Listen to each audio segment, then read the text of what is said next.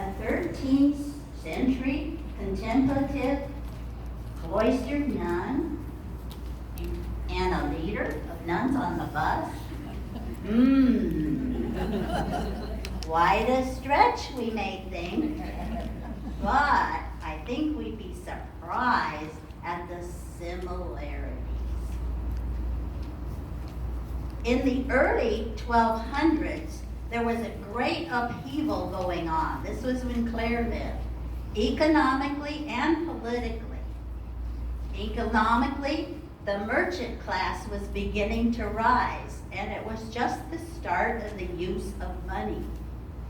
Politically, there were all these conflicts between the church, the state leaders, the cities, the city-states, in the families, between the classes, and the Crusades. And in the midst of all this, those who were poor were abandoned. Not unlike these changing, turbulent times when we're experiencing rapid change in the economic systems and the political systems. And those who were on the margins are rapidly being left behind even more.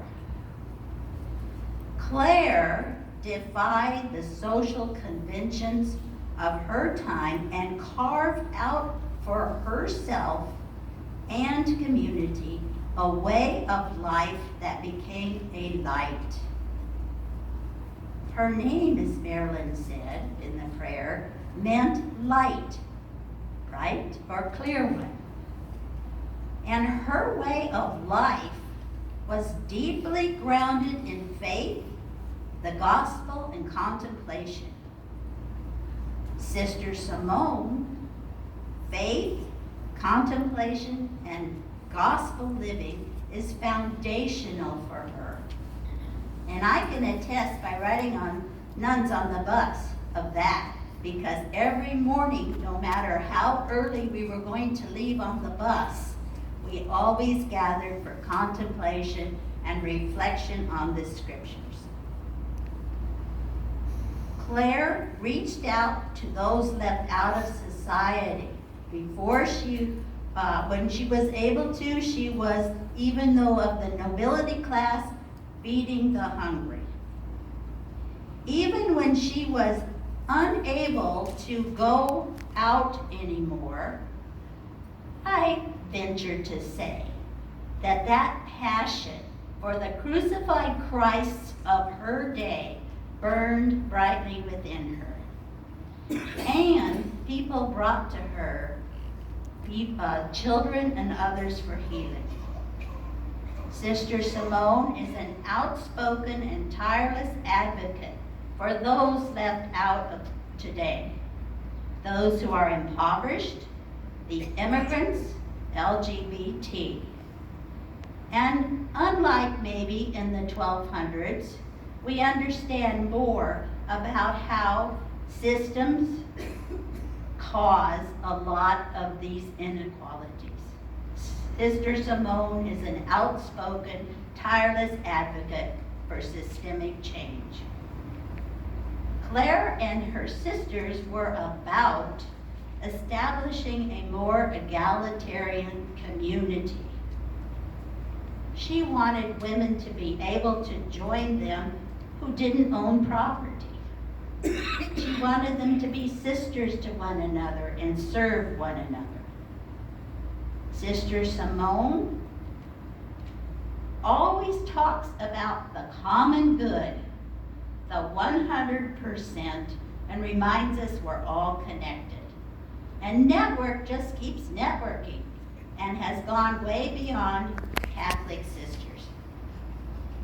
Again, writing on Nuns on the Bus, it became very clear across the country when many people clamored to sign their names on that bus that people everywhere are hungry for this community. Clare drew upon another type of energy other than what was prominent. She emanated it. It was a healing energy, It was a non-violent energy in contrast to the times. And there is even a story of her preventing the takeover of Assisi by her very presence and prayer. Sister Simone has shown leadership in showing that there is another type of energy we can all draw on, and it's a joyful energy. Clare was the first woman to write a rule, in other words, a way of life for her community, and she held out on parts of that until her deathbed, literally. Sister Simone is an unwavering example of persistence and tenacity for equality, justice, and systemic change. So Simone, would you come up, please?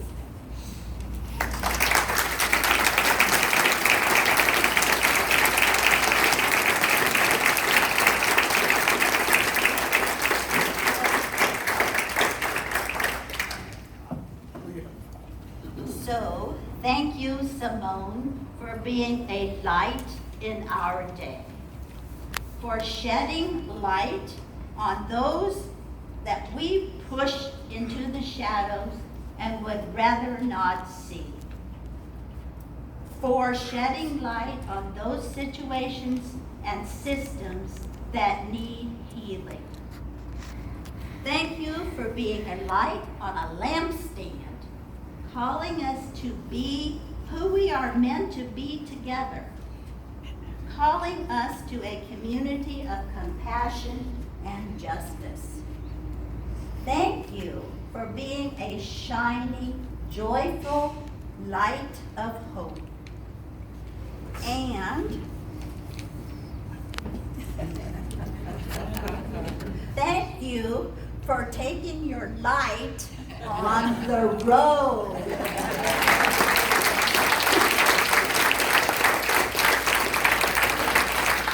And so, on behalf of the Sisters of St. Francis, Clinton, Iowa, it is my privilege to present you with our Clare Award.